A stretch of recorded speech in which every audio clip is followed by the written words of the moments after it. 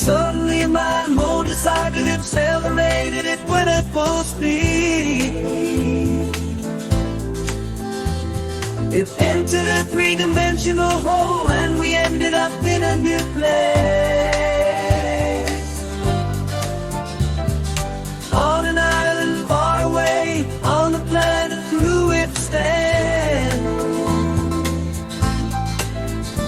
After a long journey through the soul, we found ourselves in a different land.